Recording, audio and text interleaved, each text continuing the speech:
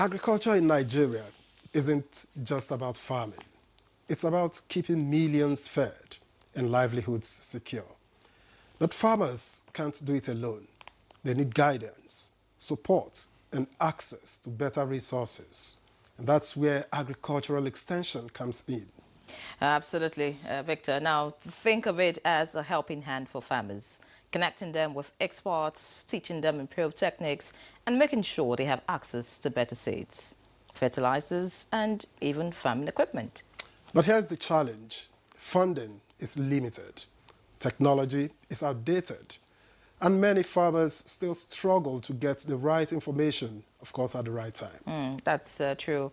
Also, yeah, despite these obstacles, agricultural extension services are making a difference. From training farmers in sustainable practices to connecting them with markets, it's helping to shape a more productive agricultural sector. And that's crucial because right now, food security in Nigeria is a major concern. New data shows that the number of food insecure Nigerians rose from 66.2 million in early 2023 to 100 million in 2024. Even more, concerning, 18.6 million people are experiencing acute hunger, while 43.7 million are in a crisis or worse. Shocking numbers, depressing numbers, if you like. And let's be clear, food security isn't just about having food available. It's about whether people can afford, access, and consume nutritious meals consistently. When food is scarce or too expensive, health, economic stability, and even national security can be threatened. Exactly. A food-secure nation is a healthier, more productive nation. Children grow stronger, workers perform better, and the economy benefits. And don't forget that food security also means jobs. It can boost agriculture, drive investments in rural communities, and even help prevent social unrest. And that's why today on Good Morning Nigeria, we are taking a closer look at agricultural extension and food security, two issues that impact us all. I am Victor Azu. Welcome to the program. And I'm Henry John. This is Good Morning Nigeria. Don't forget, food security is more than a development goal. It's a necessity for national stability. We're live right here at our headquarters. It's the network service of the NTA, and this is Africa's largest TV network. In the course of the program, Chukwudi Okoli Ubaja will join us for newspaper review. But for now, let's have the morning news. All right, welcome back. It's still Good Morning Nigeria, live on the network service of the NTA. Just before we bring in our panel of guests this morning, let's take a look at the background report put together by Ibrahim Bello Gunda. Agricultural extension services play a vital role in Nigeria's effort to achieve food security, expected to act as a critical link between research, farmers and policymakers. In Nigeria over the years, however, the traditional extension service system is failing to serve that purpose. To achieve food security through robust extension services, the federal government introduced the National Electronic Extension Platform, a cutting-edge digital agricultural extension service that aimed to improve productivity and provide real-time agricultural solutions to farmers. The platform will effectively integrate the National Agricultural Research and Extension System and other key institutions to improve extension reach and reduce security risk associated with in-person visits, as it's expected to reach at least 5 million farmers in its first year. Past agriculture extension efforts were often hindered by inadequate funding and weak research extension linkages and has been overstretched. 36 years ago, the ratio of extension services was 1 agent to 600 farmers. However, today, 1 agent is expected to serve over 25,000 farmers, making traditional service delivery unsustainable. Hence, the new digital platform designed to serve as a centralized digital hub, integrating agricultural research institutions, universities, financial agencies, and extension agents. With NIP, Nigeria is shifting from outdated methods to a fully digitalized extension service that will bridge this gap efficiently. With the platform accessible in English, Pidgin, Yoruba, Hausa, and Igbo, ensuring that even farmers with limited formal education can benefit. Farmers will be able to ask questions and receive real-time answers, while extension agents will have a database of agricultural knowledge at their fingertips to ensure agricultural growth, food security, and economic development. How does the future of agriculture extension and food security look in Nigeria? What is the prospect? These and more will form part of the questions guests on Good Morning Nigeria will find answers to on the program. All right, many thanks, Ibrahim Bello Gunda, for that background report. And joining us for the conversation on agricultural extension and food security is Professor Garba Hamidu Sharbutu, the Executive Secretary, Agricultural Research Council of Nigeria. A pleasure to welcome you on Good Morning Nigeria. Thank you very much, sir, and good morning, Nigerians. All right, and also joining us from my Ibadan studio is Professor Mohammed Kuta Yahya, a professor of agricultural and rural development at the University of Ibadan, who is also Secretary, Presidential Committee on Implementation of Livestock Reforms. A pleasure to welcome you to Good Morning Nigeria. Good morning, and thank you for joining us. I'm pleased to be here with you. Thank you. All right. Also joining us for the conversation about in our Kaduna today is Professor Ike Emmanuel, the immediate past Executive Director of NEROS, Ahmadu Bello University, Zaria. Good to have you, Prof. For having me. I'm grateful. Let's begin from here in the studio. Professor Sharbutu, perhaps it will be fair to say we have an idea of the state of agricultural extension in Nigeria as we speak. Well, thank you very much, and good morning, Nigerians. As far as agricultural extension is concerned in this country, it has created a lot of worries in the minds of both the government as well as the farmers. This is because we have always underestimated the extent to which extension agriculture can go in driving food security. And so a lot of experimentation, I call it experimentation because it's more of a trial and error. We bring in this program, and then at the end of it, we find out that the program does not work. So today, I can tell you everybody in the agricultural sector is disturbed, the government is disturbed, and so there is now an attempt by the Federal Ministry of Agriculture to bring in virtually everybody on board as much as possible that will be able to take research findings and innovations from the various agricultural research institutes to the doorstep of the farmer. Because that is where the link is. Of course, the Nigerian agricultural system and the research system in particular have been able to come up with a lot of innovations. But these innovations trickled only into the hands of the farmers. And then, of course, the farmers are also yielding, seriously calling for an exposition of what they need to do in order to make sure that they produce. And where the link is really telling on us is the fact that commercial farmers always go out to the farm and lose because a good extension procedure has not been put in place. Okay. But today, I can tell you that we are well armed, and you can see that even the office of the First Lady now is beginning to say we have a renewed hope, home garden or home garden grown initiative. But if you say we are well armed, Yes. how effective has it been in terms of bridging the gap between research and the farmers? Well, we were at the level of trying to estimate the number of farmers or the number of extension workers per farmer. But today there is an introduction of the National Electronic Extension Platform. Now, this National Electronic Extension Platform is a platform that is going to reduce the physical contact, to reduce the barrier between the innovation centers and the farmers. And maybe when we get along, we'll be able to expose what this platform is. All and right. that is what we mean by saying we are getting ready. All right. Many thanks, Professor Sharbutu, for your opening comments. I'd like to get to Professor Yahya, and I would really want us to begin, from the very beginning. as they say? Because someone may be watching this program, a farmer may be watching and may not even know what agricultural extension means. I mean, what does it entail? Professor Sherberto has tried to tell us, where we used to be, where we're headed and all of that. But just break all of this down. When you say Agric extension, what does it mean? And, what is Nigeria's standing as far as agricultural extension is concerned? Professor Yahaya.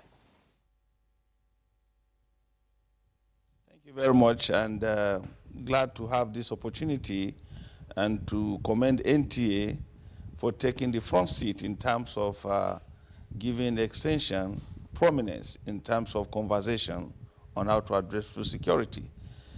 Extension, as you all know, is the process of a trained professional who is armed with information to act as a link between research and end users of research findings.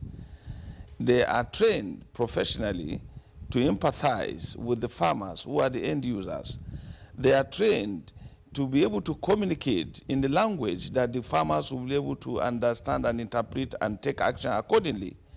They are professionally trained in terms of sociological, in terms of psychological, in terms of, having the feel of what the farmers feel. They don't look down on the farmers. They are also trained to bring back to research findings that are peculiar to the circumstances of the end users who are farmers, to research, so that research can find solutions to their problems.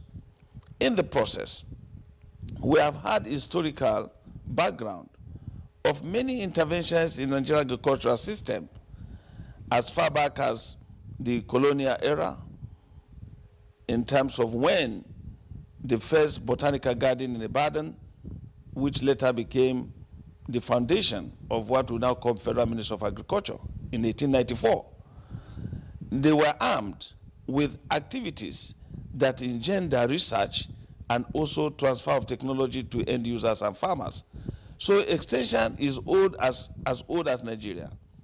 But over the years, it was amplified by the World Bank. And kudos to the World Bank for initiating the agricultural development programs, because hitherto you have Operation Feed the Nation, you have Green Revolution, you have all those programs. But the one that situated agricultural development intervention in Nigeria was the ADP system, where you have what we call training and visit system that was adopted as a methodology, whereby extension agents will go on visitation and train farmers and therefore transfer technologies to them. And if there are new technologies, they do what we call seeing is believing, by having plots for demonstration plots, where they will apply the new technologies for farmers to see. And then they will also have a side-by-side of it, technology that are traditional to the farmers. Because the future of innovation is a very difficult, complex situation. In the future of innovations, is categorized, and you should appreciate that. And that is why some of us in extension profession were very, very uncomfortable. We are charlatans, and people who are not professionally defined do extension work. They don't understand the concept. They don't understand the nitty-gritties. And that is the foundation. For instance, in the future of innovations, you must understand that there are innovators. There are many people, when you introduce new idea to them, they proceed to adopt it. They don't waste time. We call them innovators. There are those we call early adopters, who will wait and process, ask questions before they adopt. We call them early majority. There are those who will stay in between and wait to see whether if it will work or not work. We call them the late majority. Then there are those people, no matter whatever you tell them, they will never believe you. They will still strict to their own traditional practices. We call them laggards. Therefore, if you are not trained as an extension professional to do extension work, either administratively or in the discharge of extension work, and you don't understand all these things, it becomes a problem. And that is why in the whole circuit of agriculture, in the entire ecosystem, you discover that there are people dealing with crops, There are people dealing with animals. There are people dealing with fisheries. There are even people dealing with agroforestry or silviculture or all the practices that are encompassing in agriculture as an entire system. It is only the extensionists that are trained to have the basic and rudimentary knowledge of all these things in the interest of survival of the agricultural system. So therefore, we see that over the years, the success of the ADPs was based on professionalizing extension in terms of training, in terms of logistic support. Extension workers were designed in such a way that from the top management to zonal level, to village level, to block level and village level of extension delivery. And it was effective. They were provided with vehicles, they were provided with motorcycles, but immediately World Bank ended its program, ADP collapsed. Many of the ADP structures were no longer available. In those years, you have tractor hiring centers, you have information centers. Farmers were provided with very potent seeds. They were supported on how to apply agrochemicals. And in the process, we had bumper harvest yield, and I can tell you confidently that the issue of food security was at its toppest level in Nigeria at that moment. Unfortunately, we have a window of opportunity that was blown away when President Muhammad Buhari insisted that Nigeria must not import what we produce. Nigerians must consume what we produce. And therefore, the cliché that, or the phrase that produce what we eat what we produce, was very significant for our success story. Unfortunately, the sustenance is a big question. Nigeria has become a dumping ground for even food products that we could produce. Massive smuggling and importation has affected our local producers, and 75 to 80% of the food we consume in Nigeria is in the hands of small-scale farmers. So I welcome any technology or any innovation as an extensionist, but let's tarry and make sure we do not jettison the traditional practices that still worked for us and still gave us success stories. Because right now, yes, you will say technology. Why do you power those technologies? In terms of light, in terms of accessibility, because it's not the issue of technology transfer. I mean, technology adoption, but how can it be adaptable to the 75 to 80% of small-scale farmers who are yearning for fertilizer, who are looking for agrochemicals and are no longer available? We know that some of the policies, we're a country, and that is why sometimes I like to give example of the former governor of Niger State. He is expanding the frontiers in terms of mechanization for agriculture, in terms of, giving farmers the support, giving outgrowers so that they can participate in every agricultural enterprise that is going on, including young school leavers. So I believe the future of extension lies in bringing professionals to rekindle the hope that we need extension. It's not about the policy. We have the first faculty of agriculture in Nigeria, in the University of Ibadan. We have the first Department of Agricultural Extension over 50 years ago in the University of Ibadan. So therefore, even if you want to put people into extension, you can bring it, we can train them, and they will be prepared to do extension work. But not that you go and recruit people who don't have the basic knowledge, who don't have the empathy, who don't have the clear understanding of what it takes to do extension work, to say they're extension professionals. It's unacceptable. And the scope has now widened because President Bola Ahmed Tinubu has added additional value to the Nigerian agricultural system with the expansion of frontiers in the livestock sector. The livestock sector in Nigeria was a sleeping giant. But by the time some of us, myself and Professor Atairu Jega, who are the members of the Presidential Livestock Committee, joined Mr. President to Brazil at June 20. We had the opportunity of visiting JBS farm and other successful stories in Sao Paulo. And we were blown away. because we could see the fact that in animal agriculture, a firm was making $79 billion of export of meat to other countries in the world, including the United States of America, including China, Japan, and they cannot meet up. But the good news is that Mr. President has invited them to Nigeria. I'm privileged to be part of those who witnessed the visit of the technical team in December, and the chief executives and the investor that came just last month. So it is a privilege to note that Mr. President has really engineered a new process. With those people bringing $2.5 billion to inject in the livestock sector, it's going to be the game changer. All right, Professor Kuta, thank you very much. Thank you very much for your intervention. We will get into all of those by the time we return to you. Let me quickly get to Professor Emmanuel.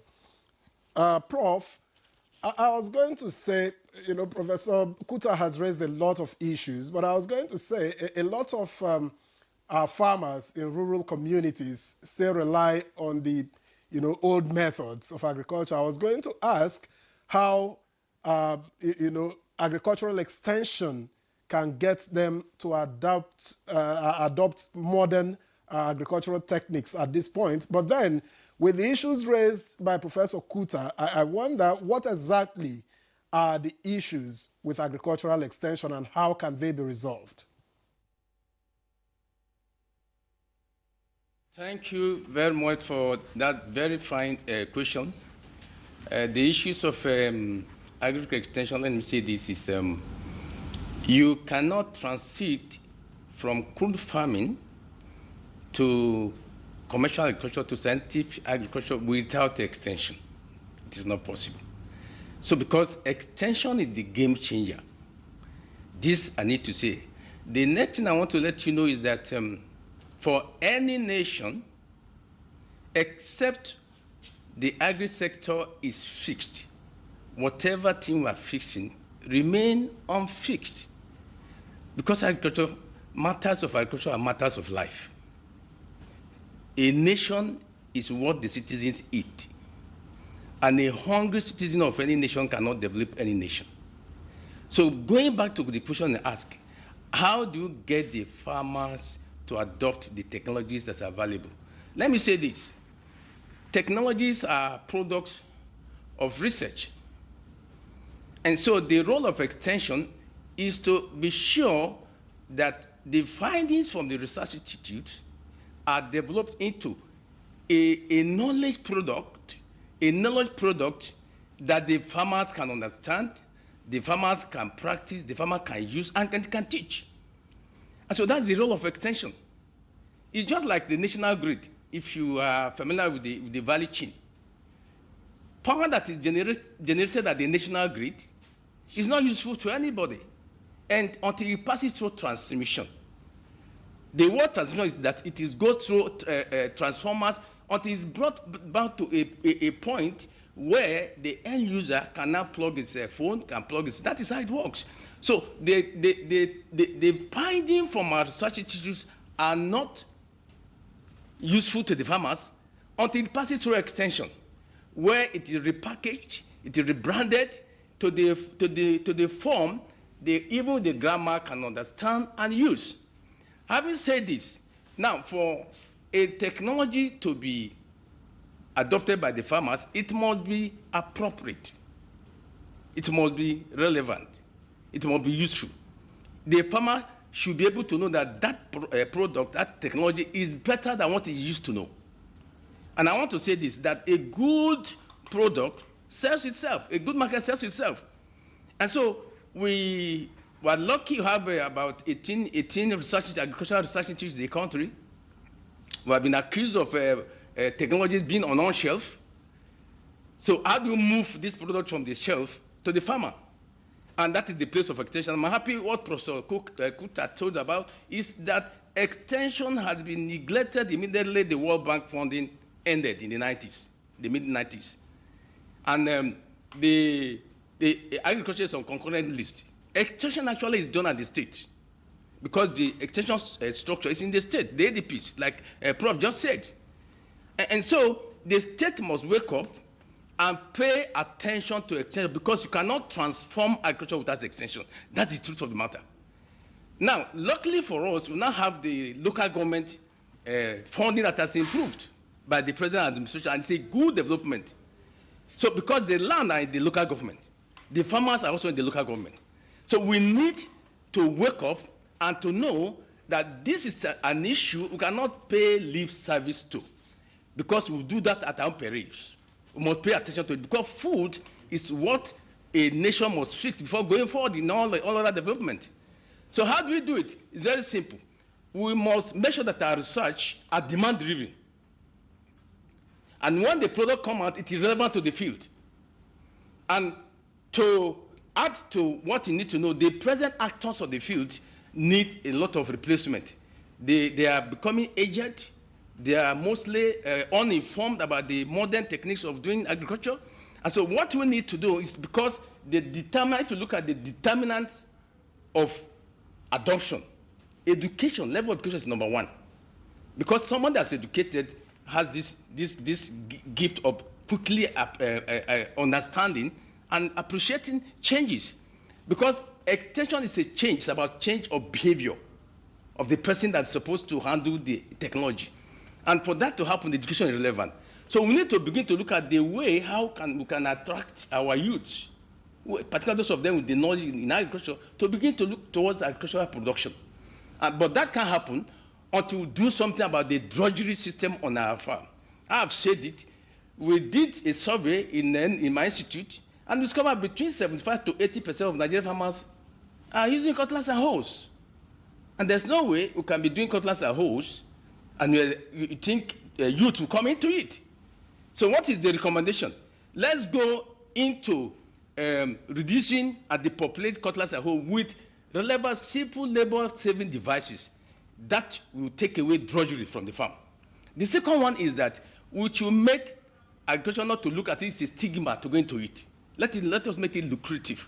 Let it make in other countries, agriculturists are the rich guys in the country.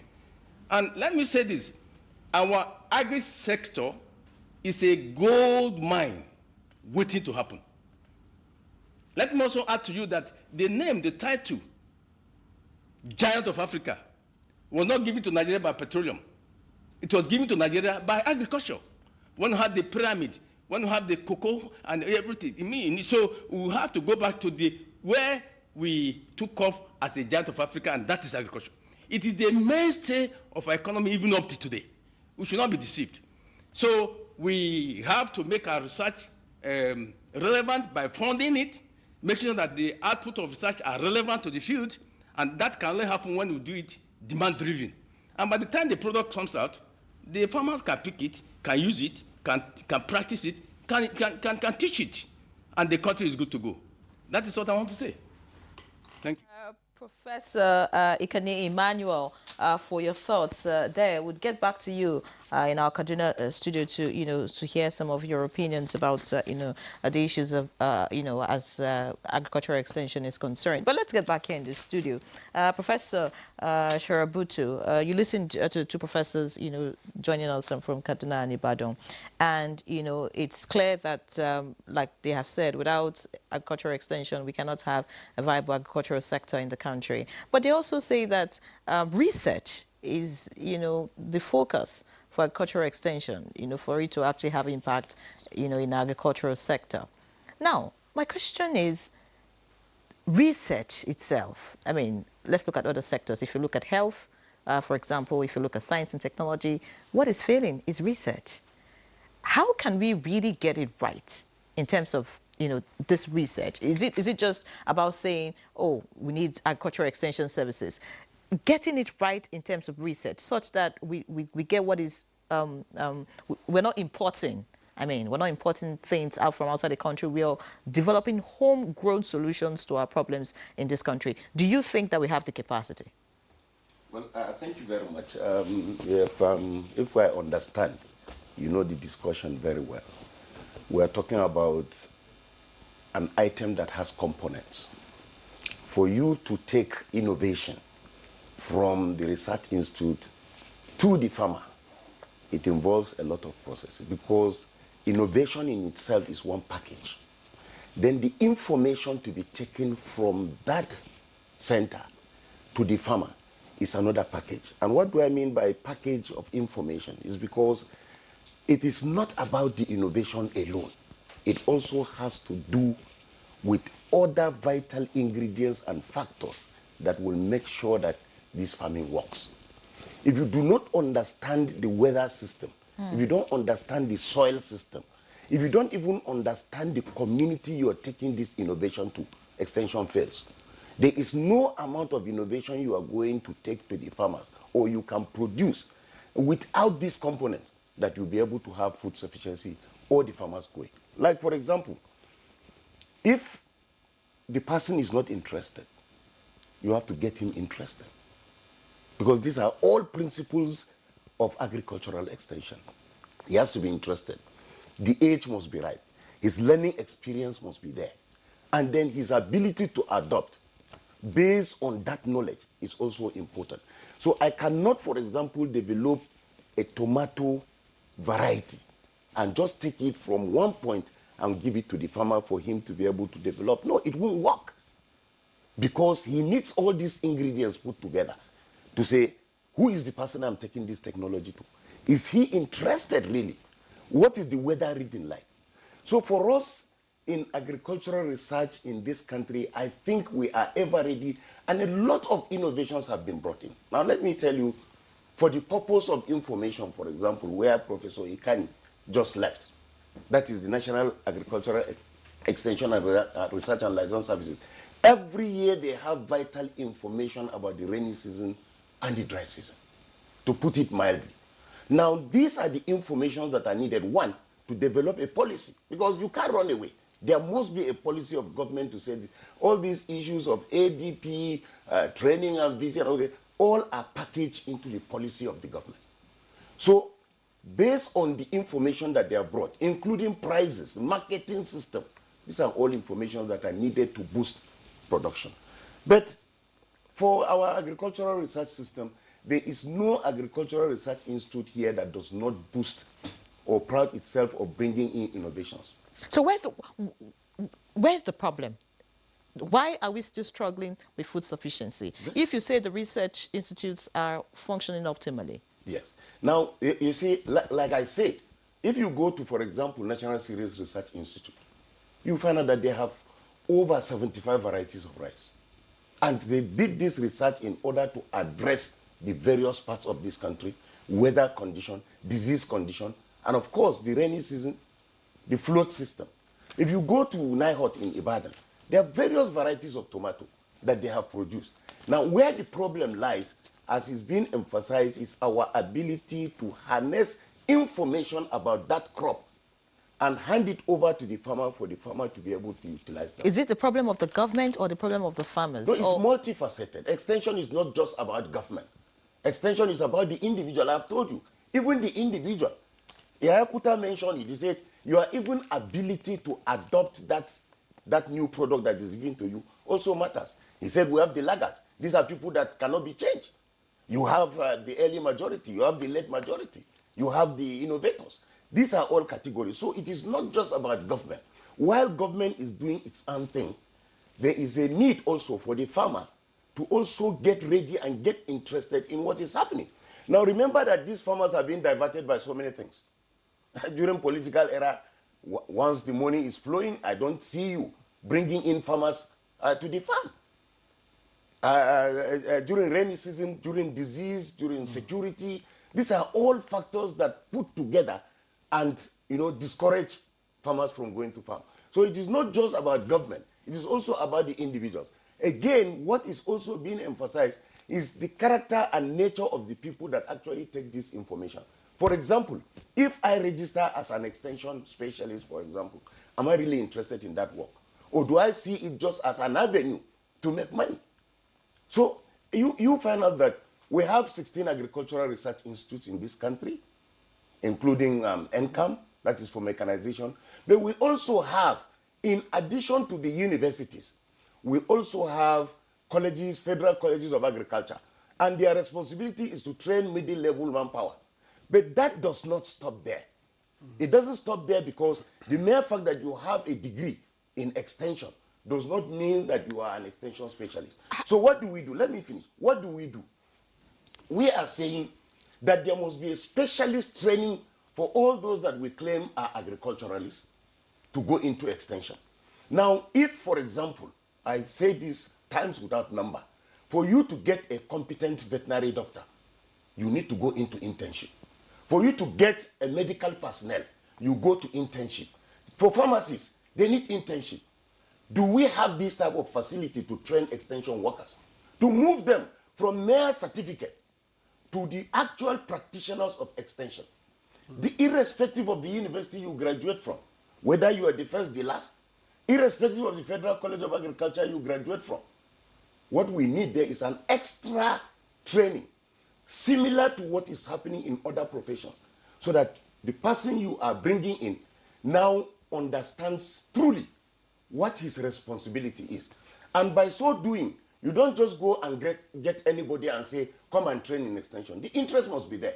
Now, if he has the interest, you package those that are interested in extension work together, put them under that tutelage of internship, and believe you me sincerely, by the time you do that, the farmers will be able to get what is needed, from the research. So, Prof, are you saying there's something wrong with the curriculum of agricultural extension in the country? Because if agricultural extension is a 5-year program in universities. Yes. Now, if you're asking for an addition, to that program, so are you saying that the present curriculum at the moment, does not meet present-day reality? You see, it's not about curriculum. You have the teaching knowledge. You have the certificate. But I have compared extension and agriculture in general to what is happening to other professional bodies. The curriculum of medicine is not deficient just because you have a teaching hospital that the person... So how then do we develop interest? Because in the first place, you know that those who even study agriculture, just very few students apply for agriculture, in universities. Yes. Most of them are pushed there maybe because they didn't meet the cutoff for one course or the other. How then do you develop that interest on the part of the agricultural extension workers and also on the part of farmers? Because you have said interest is the key thing here to get success in this field. How do we develop that interest? You see, interestingly, all of us here belongs to one university or the other. I'm telling you that the interest in agriculture is beginning to change. Because I can tell you, for example, with the 52 colleges of agriculture we have in this country, there's no college of agriculture that does not produce a minimum of 200 students in agriculture. Now, talk about the universities. They are no more running looking for students the way you see. So there are people, but you need to bring up interest. And the interest here is this. Have we ever thought of a policy where we said, okay, let our graduates be encouraged? Instead of, for example, the Anko Borrowers Program, throwing money to political supporters. Have we ever thought about a policy that will say each university should be able to present the best social number of students, and we use this Anko Borrowers money in order to encourage them to go into agriculture? Have we done that? If we do that, I can tell you, quite possibly, you will find some people that are ready to take that up. And that is exactly what other states are doing. Like the Niger State, you have cited example. I know in Ekiti State, for example, I know that was being done. But rather than just giving money to everybody, why don't we center on those that have read agriculture, graduates of agriculture? Because one, they have the rudimentary knowledge. It will not take too much of an agricultural extension to actually convince them or to actually tell them what is there. But the capital needs to be there. You cannot read agriculture and then come out and begin to drive kabu on the street and you say that you're going to encourage people. Now, if we have Anko Borrowers Program, if we have a specialist program, farmer money, or farmer this, these are the people we should concentrate on and try to give them all those encouragement for them to be able to go into agriculture. All right. Professor Sharubutu, thank you very much. Well, you're advocating, in other words, a bridge between the academia and then, to be able to make the most of extension. Let me take that short trip to Ibadan, where I need to engage with Professor Kutayahaya. Prof, I don't know how much you agree with Professor Sharubutu, but I'm beginning to wonder at what point does research, Professor Sharubutu's office, and the former office of Professor Emmanuel, what is the meeting point And why do you think there is a need for an additional internship, for instance? That's how he's put it, internship, to make the most of agricultural extension. Thank you very much, and I'm happy that Professor Sharubutu is a product of the University of Ibadan, and I'm disappointed that he doesn't even understand that even in the Faculty of Agriculture, no, I'm not talking about vet medicine, he's a veterinarian. Many people, even in the Faculty of Agriculture, do not understand the word extension. I'm telling you in confidence. So I'm not going to blame him, because the kind, as you said, as my sister said, you cannot go through a 5-year program, including a practical year, including a social laboratory. I don't know of other universities, but I know of the University of Ibadan, we have a social laboratory where our students interact in the rural setting of Ilegbo and other farm sites, relating with farmers and practicing what extension is before they graduate. And I can tell you confidently, the entrepreneurial spirit in agriculture has done a lot. Most of our students, before graduating, they are into one trade or the other, that even if you give some of them white-collar job today, they won't take it. Many of our students, I have bought chicken for Salah on the university farm for my students, who will go and nurture animals and sell and make money. There are many of them into fisheries production, and they are doing excellently well. So therefore, if you want to talk about extension, let professionals talk. You cannot question the rudiment and the fundamental training that the extensions have received in Nigeria. We are all product of extension, and we are proud to go to anywhere and stand, and many of our students are doing that.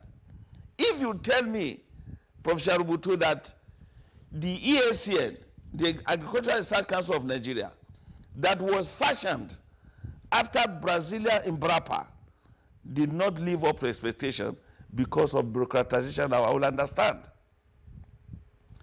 We interacted with Embrapa in Brazil, and Embrapa today is the driver of agricultural revolution in Brazil, based on research, based on addressing issues, and they are practical. But a situation whereby you have Agricultural Extension Research Liaison Services, you have ARCN that is being bureaucratized, and you and I know the challenges of bureaucracy. You and I know that you cannot say it loud because you are a threat, or your position is under threat. But if we allow independence for people to do their job professionally, it's not going to be the same. You want to tell me that the funding available to research institutes is adequate? I can give you a very good example. When I addressed the COS 39 as a lead speaker at the National Institute of Policy and Strategic Studies, which was on agriculture and allied industries development in Nigeria, one of the research findings I did was that worm that was sitting along very close neighbor, national. Many thanks, Professor Yahaya. Because of time, really, we need to, move quickly and get to Kaduna, where Professor Ikani Emmanuel, is sitting and waiting to respond to some of the comments that have been made already. Professor Emmanuel, I'm sure you want to respond to some of the comments, already made by Professor Sharabutu right here, and of course, if you like, the clap back by Professor Yahaya. I want to hear your thoughts about it. And then Professor Yahaya says that, the Faculty of Agricultural, or rather, Faculty of Agriculture, with Department in Agricultural Extension, is doing the needful. I mean, we have students who are graduating who have the capacity to, of course, do well in this sector. Then why then are we still suffering with food insecurity? Is it about just graduating, rearing birds and, feeding 10, 20 people. I mean, is that the way forward? We're looking at a situation where there's sufficiency in the country and we can export as much as possible and, of course, improve our foreign exchange earnings. Speak to us, Professor Ikani. Thank you for that question again. Last year I was in Lagos. A lady came and asked me, he said, Professor Ikani, you are a professor of agriculture. Why is Nigeria hungry? And that's the same question we're asking. Why is there food insecurity?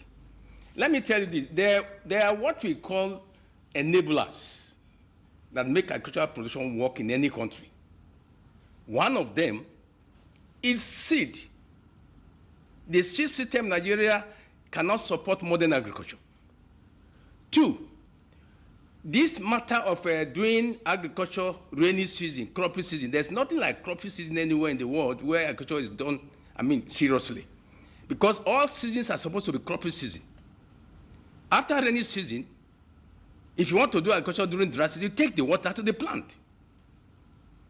2, I've told you about drudgery, that we are still using cutlass and hoes.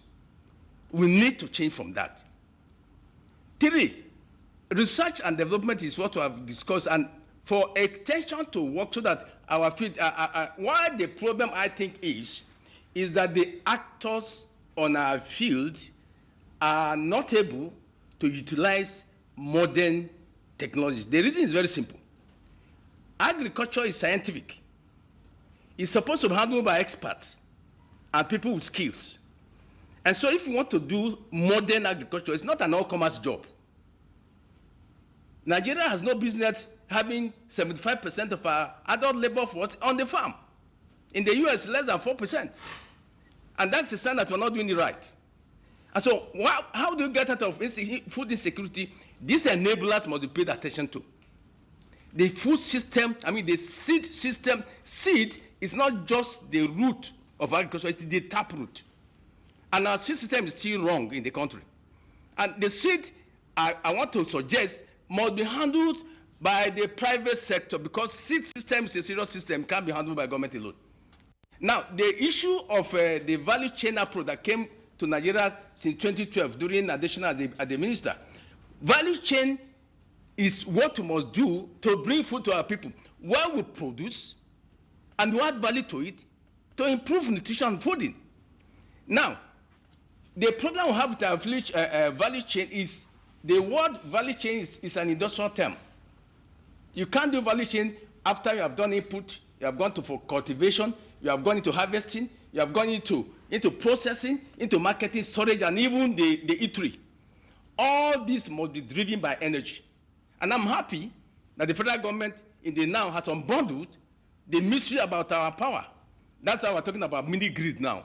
Private sector can come in, state can go, without depending all on one on power, So if you can get our power sector right, and that will help us to reduce post-harvest losses, because we're going to process it, we'll go to value addition, we're going to export, and it will be fine for all of us. Lastly, let me say this, that the issue of food has no political party. And so we cannot pay lip service to agriculture. The matter of food is a matter that has no sympathies for party. You are hungry, you're hungry. So I want to suggest that now that the local government have now been opened up to direct funding and they have money, we should insist that this money should be used rightly. Agriculture in Nigeria is not as badly funded as you think. It is because the appropriated money is not trickling down to where the things are supposed to happen. That is my view about it. So, and I'm happy the presidency has an office now that is tracking where people can be monitored, following the money. What are the milestones? The money given to you, where is it? So we need to follow the money that's allocated to agriculture. Does it go to the field, to the actors, or it disappears? So we need to handle that. And having said that, we must prioritize. We must give priority to sections of the country. If you come to Kaduna State, where I am based, this is the home of maize. It should become a maize belt. All that is needed, Nigerian about maize should be happening in Kaduna State. If you want to do yam, go to the southeast. And so we cannot be doing all things, everything goes. And I want to say that we must pay attention, like Professor Sharbutu said. You can't do agriculture without capital. And so we must have access to credit. Our Agric bank, Bank of Agric, is just their name. The farmers have, I know their interest is not less than 25%. I was in Egypt, the interest is single digit. So our farmers will have access. So like he said, Anchor borrowers was money given to political affiliates that did not impact anything in the country. So we must rate our youth, because they have the knowledge, they have the skills, they have the expertise into the field. And if you leave our culture in the hands of the old hands, and people have to, it will be very difficult to go forward. Thanks, Professor Ikani. You know, I had an interaction with you sometime, and you said we do not have a Minister of Agriculture. What we have is a Minister of Farming, you know. But you have also complained about the actors on the field. You're talking about the youths. You're talking about changing the actors on the field. How do we change the actors on the field? Because, I mean, how are we going to change those who are there right now and bring in people who you say should be scientific, you know, in knowledge, you know, should have scientific knowledge, you know, to be able to deal with the business of agriculture?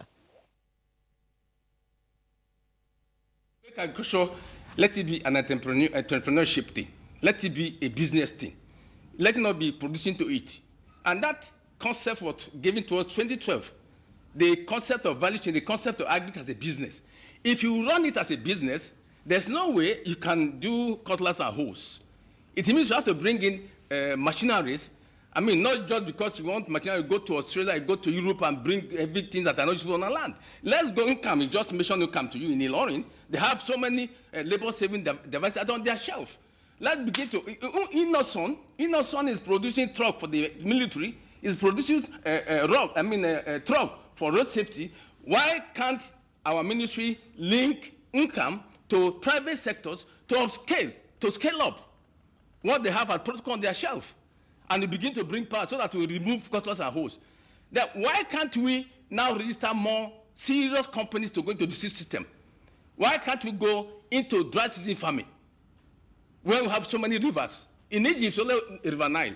And they are doing great things. They're even doing an artificial river now. So why can't Nigeria go? And let me tell you, the issues we have, the question you ask about why are we hungry.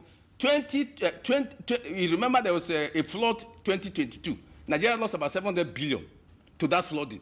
And it's because we did not pay attention to putting a dam on River Benue to back up the Lago Dam in Cameroon. What does it take? The 700 billion that was lost 2022 can be the a dam in River Benue to checkmate the flooding. And so many other things we need to do that are priorities. So we must pay attention to agriculture and fix it. All right, Professor Emmanuel, thank you very much. We must pay attention to agriculture and fix it. But just before we round off this conversation, I'd like to get to Professor Sharbutu again. Now, the goal is food security. Now, climate change is affecting agriculture worldwide. How can extension services help farmers adapt, you know, to climate-related challenges? Well, thank you very much. Just like I said, knowledge is continuous. You don't just receive a certificate and it ends there. As a journalist, you go to School of Journalism to improve your skills. Not in all cases. Yeah, but you go to School of Journalism to improve your skills. You go to universities to improve your skills. It's the same thing with agriculture. You see, the colleges of agriculture were actually incubated for the purpose of skill acquisition, vocational skill acquisition. If you go to MBTE now, that is what they are beginning to encourage, because once you do not have the skills in your hands, there's practically nothing you can do. And this knowledge continues to improve. And new methods keep on coming. And if you do not upgrade your own knowledge, there is no information you're going to pass out there. Good enough you have the first degree. Good enough you have a master's. Good enough you have a PhD. But there are things that come in between. One knowledge or one certificate or the other. And that is why you need to improve on these skills. Now, the picture that is being painted, at the level of the Federal Ministry of Agriculture is not what you used to obtain. We really need to come, and that is what brought about the National Electronic Extension Program, in order to have all the programs embedded in that place, so that people will begin to access information. You access information about inputs, even on your handset, on the social media. So there is a lot of effort that is being put in place. The cooperative system is being modernized for people to actually come together, establish farms together. The effort that the Federal Ministry of Agriculture is putting as far as cooperative is concerned now is there. And that is all about information. Climate change, yes. Climate smart agriculture, yes. These are all information that must be made available to the farmers. And the only way you can make this information available to the farmers is when there is a policy that addresses that. And that's the more reason why we started from the Agricultural Transformation Agenda. From there, we came to the APP and then the NATIP. These are all procedures that the Federal Ministry of Agriculture is putting in place in order to have this. Now, one of the deliverables of the Federal Ministry of Agriculture is the issue of collaboration with the state government, with the federal government. How I hope that we look at Mr. President's agenda number 4 that has to do with agricultural technology and innovation development. It has to do with adoption of agriculture. These are the real issues that are being put in place, so that there is a reflection on the various agricultural research institutes that whatever we are going out to develop now, we are going to develop them based on the needs and the demand. And like I said, those that give us this information are from National Agricultural Extension and Research and License Services. Every 6 months, after 6 months, they get together, assemble all this information and make them available. All right, many thanks, Professor Garba Hamidou Sheributu. Because of time, we have to leave the conversation at this point. But I mean, it's clear that this conversation needs to continue, and of course, the needful must be done. I would have loved to hear the final thoughts from Professor Yahya, but I'm being told that we do not have time. So many thanks, Professor Garba Hamidou Sheributu, the Executive Secretary, Agricultural Research Council of Nigeria. It was a pleasure to have you, and of course, looking forward to more engagement with you. Professor Mohammed Kuta Yahya, Professor of Agriculture and Rural Development, University of Ibadan, and Secretary, Presidential Committee on Implementation of Livestock Reforms. Many thanks, Prof, for joining us, and of course, we look forward to having you some other time. Professor Ikani Ike Emmanuel, the immediate past Executive Director of NELS, Ahmadu Bello University, Zaria. Many thanks, Prof. Of course, good to see you again, and we appreciate your insights on the program. All right, so we round up the conversation with the professors on agricultural extension. We'll take a break. When we come back, we'll talk about engineering. All right, thank you very much for rejoining us. World Engineering Day 2025 comes with a powerful theme, shaping our sustainable future through engineering. Well, it's a reminder that engineering isn't just about building bridges and skyscrapers. It's also about solving global challenges and helping us achieve the United Nations 17 Sustainable Development Goals. Exactly, Victor. Now, this year's celebration focuses on unleashing the power of engineers to advance the Sustainable Development Goals. From clean energy to climate action, infrastructure to innovation, engineers are at the heart of it all, turning ideas into reality and driving solutions for a better future. All right, and joining us for this conversation that is on 2025 World Engineering Day is engineer Ali Alimasiya Rabiu, Deputy President of the Nigeria Society of Engineers and immediate past President of Koren. Good to have you in the studio. Thank you very much. Good morning, Nigerians. All right, and also seated with us right here in the studio is engineer Valerie Agberagba, the former Vice President of Nigeria Society of Engineers, also the former Vice President, World Federation of Engineering Organizations. Many thanks for joining us, ma'am. Thank you very much. I'm glad to be here. Okay, let's begin, and I'd like to start with Engineer Lee. Now, the theme for World Engineering Day 2025 is shaping our sustainable future through engineering.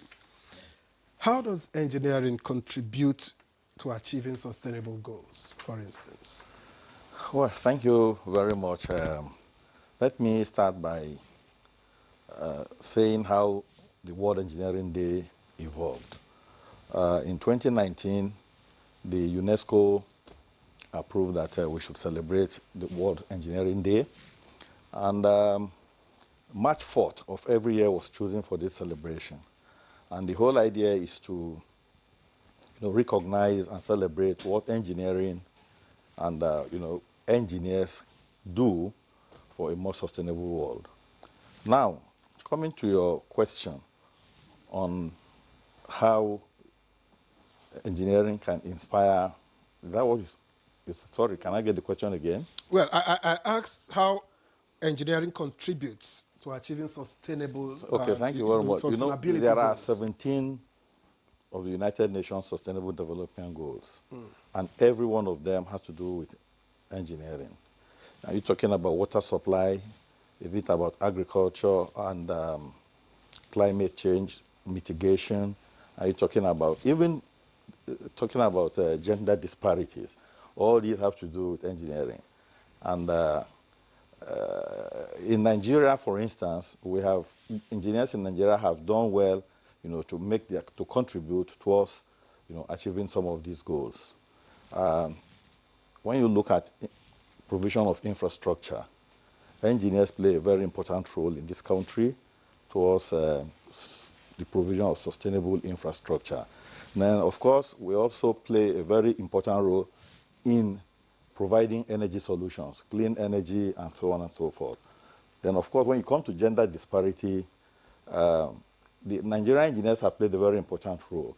Recently, to ensure that the gender-based stereotypes are stopped. Very recently, we elected a lady president after over 66 years of existence. So all these are part of the contributions that we have made, in achieving the SDGs. All right, thank you for your response, Engineer Arabiu. But it is clear that the engineers in Nigeria are not, delivering optimally. Because, we have challenges in every sector, whether it's power. We just finished talking about agriculture. Engineers play a key role in that. Whether it's water that you have talked about. We're lagging behind in so many ways, as far as engineering is concerned. Can you tell us some of the challenges, that there is in this profession?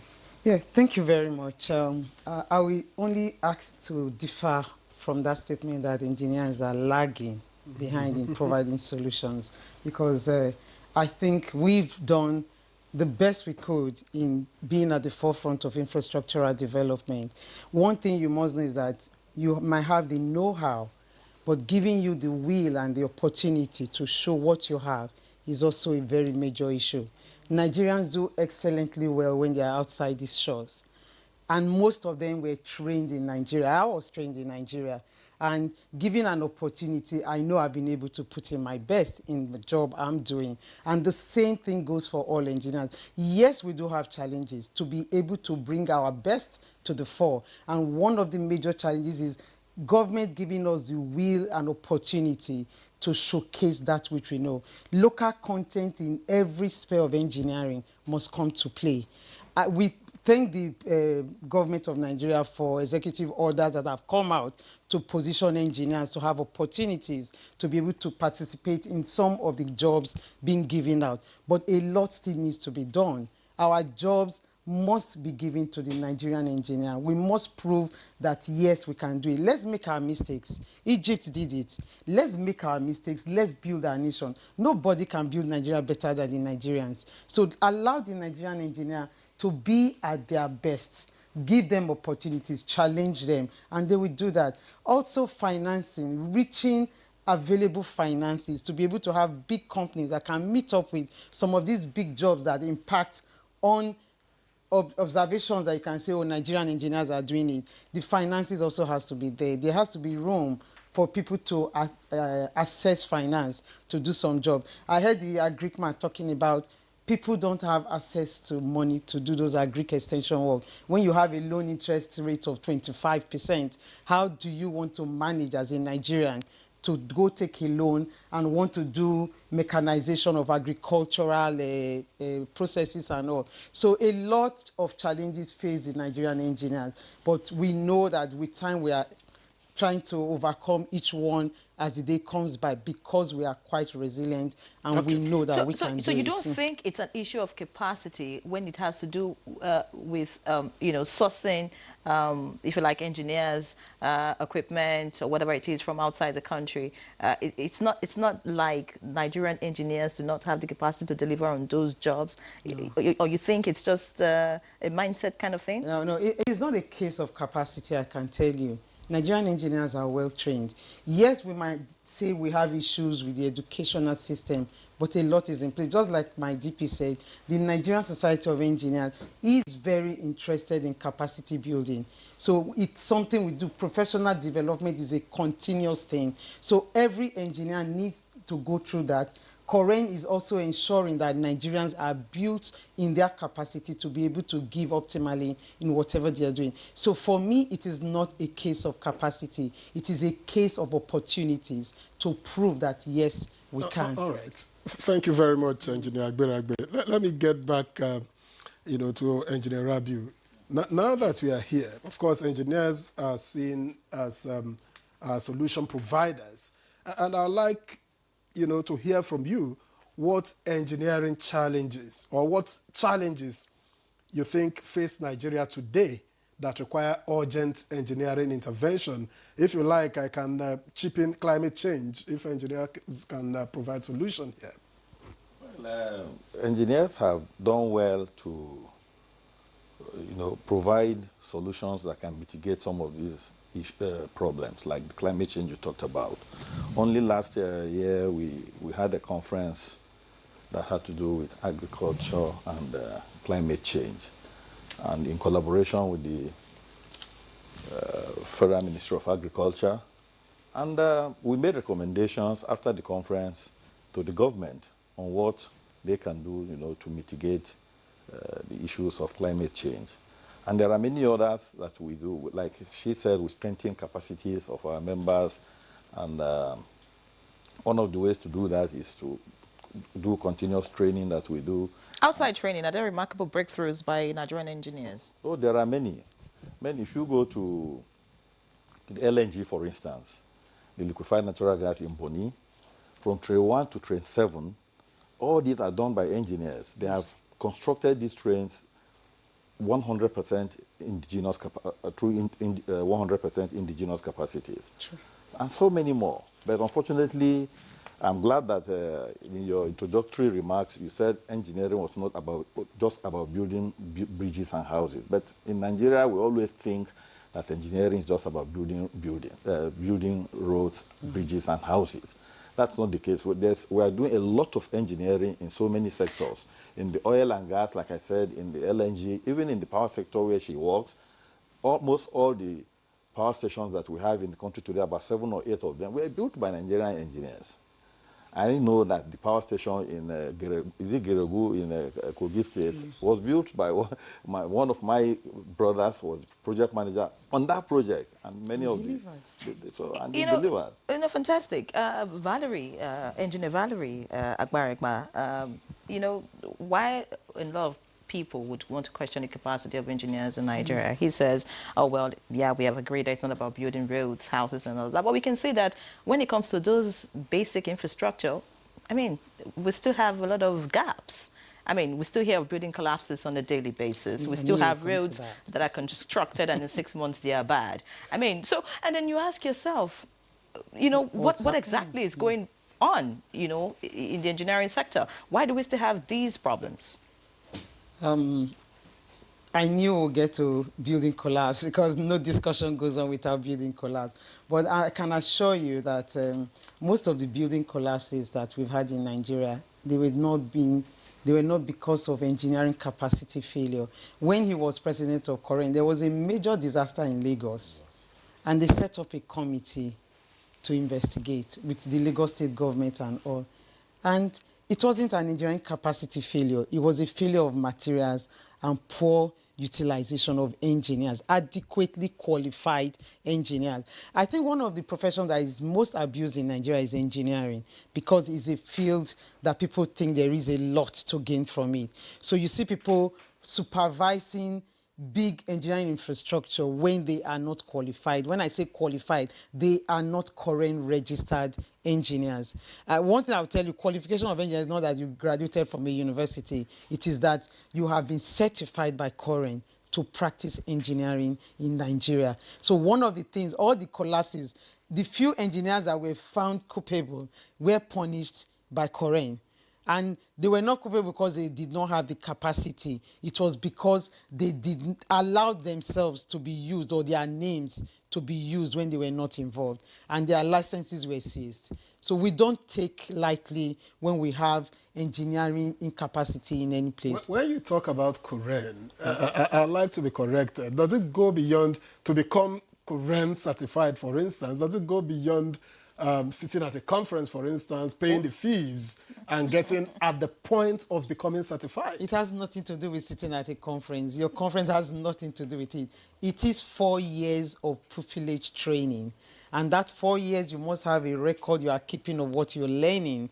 And at the end, you submit a report, you take exams. They take exams, both written and oral and computer assessment. So it's a rigorous process to become current certified. All right. It has nothing to do with conference. All right. Deputy President of the Nigerian Society of Engineers and the immediate past President of current should be in a better position to tell us if our faculties of engineering across the country are still. She says she was trained here, and she says, well, the training is perfect. Would you say today, the faculty of engineering that we have across the country in different universities are still delivering, you know, in terms of quality? Well, from time to time, current visits the universities to look at their programs. After every 5 years, in order to certify whether the programs are still okay, or to identify areas of improvement. And so, so far, I want to believe that the faculties are okay and they're delivering what they are supposed to be delivering. The faculties of engineering across the Nigerian universities can be said to be okay. All right. Now that, you know, we've talked a lot about the capacity of Nigerian engineers and engineering and all of that, why do you think that some, you know, very serious organizations go out of the country to bring in expatriates? No, I don't believe that serious organizations that you're talking about go to bring expatriates. Rather, I would say that some people in government prefer to work with expatriates for whatever reason. Even but in the private sector?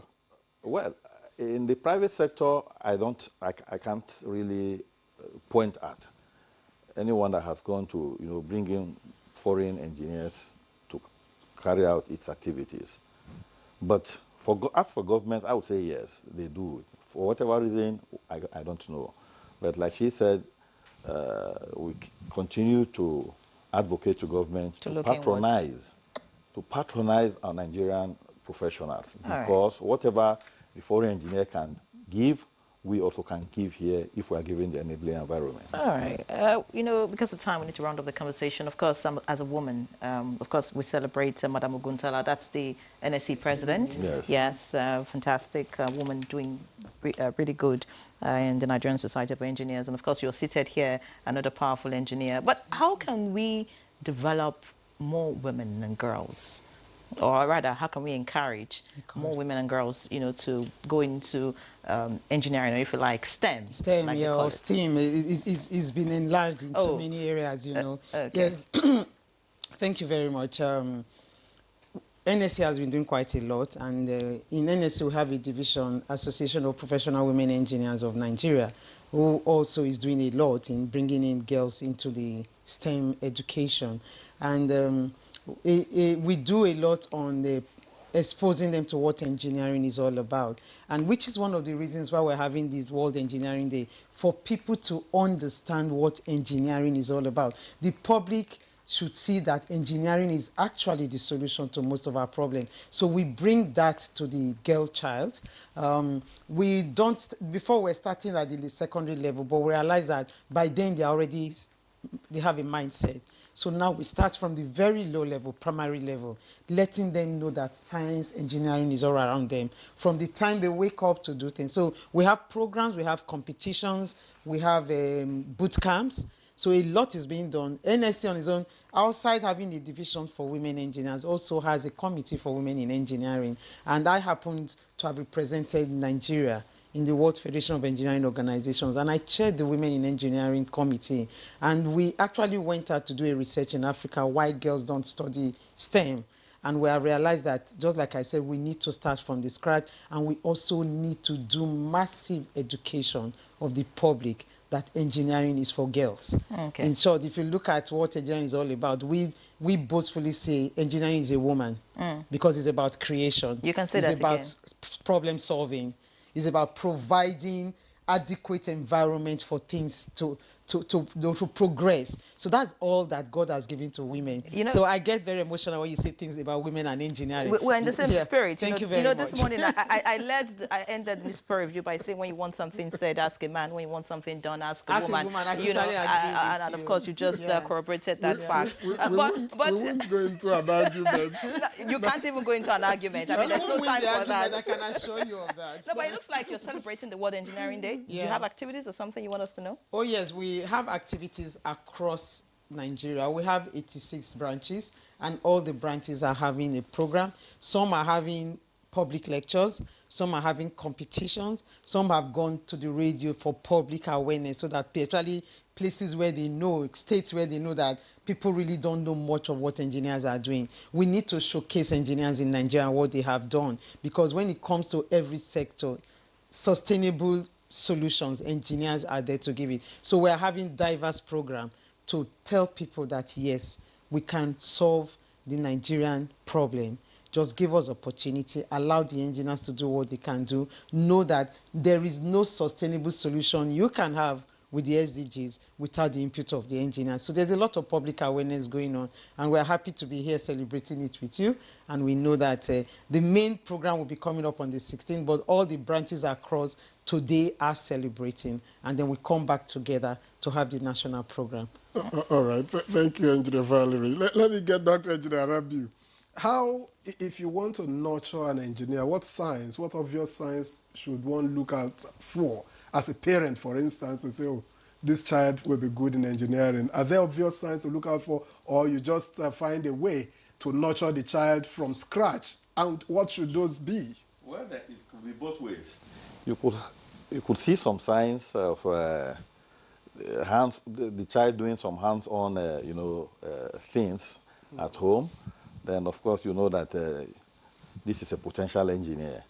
Again, like my own self, I wasn't too good in skills growing up, but I,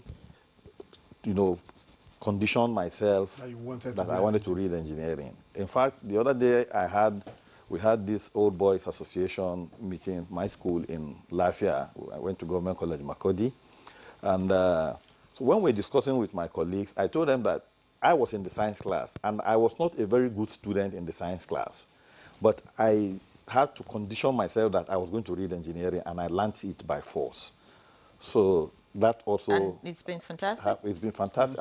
I have been everything an engineer wants to be in Nigeria. President of Korean, president-elect of NSC, I'm a consultant. Isn't that a politician? Politics. A political engineer. Anyways, Valerie, Yes, please. For every field, a woman in every field, there are challenges. As a journalist, being a woman, there are challenges, really. Share with us what has been some of the challenges for you as a female engineer. Fortunately, I didn't have too many, because I had engineers that understood, and then I'm an advocate for women in engineering, so I couldn't be pressed down where I worked.